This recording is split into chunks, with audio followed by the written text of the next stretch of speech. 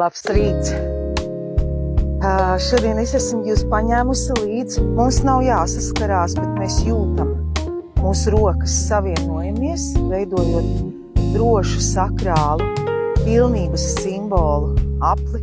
Vizualizēt, varat skatīties, un lai video jums to palīdz radīt, vai varat aizvērt acis un paši sevi uzbūrt kaut vai uz sekundi brīnišķīgā, skaistā, zaļā, spēcīgā mežā, kur ir viss, kas dažādi koki, te ir pīlāģis, tik cik paldies, paņemam pīlāģu mesiģu, aizsardzību te, pa kreisi no manis, un arī pa labi ir kļava, dažādas kļavas, priedes,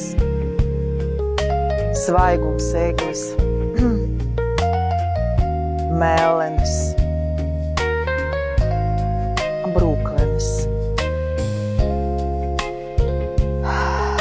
kritušās skujas un jauni, te eglītei aizmetnīši, skuju pumpuri. Viss, pilnība, visas paaudzes kopā. Kāda ir eglīte jau vecāka, kāda ir priedes nogāzušās, bet citas viņa notur. Kraukļi lido, Saturna pagarinājums saka brāvo, meitenes brāvo. Tauriņi divi tālāk spēlējās viens ar otru.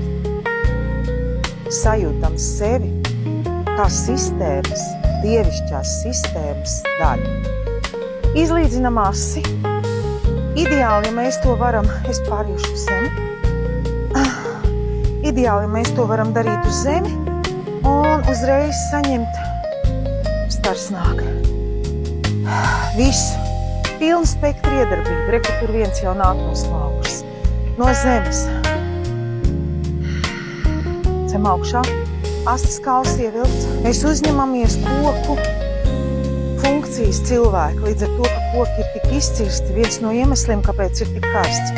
Kāpēc tā močī kosmiskās enerģijas. Un arī vietējais mākslīgais elektromagnetisms, ja, ir izjaukts. Mēs ļaujam visam plūst, un tāda, kāda pārņemam uz sevi koka.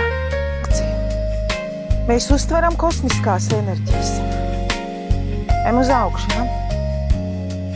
Laižam cauri, mums pašiem tas pa labu nāk. Mūsos tas viss harmonizējās.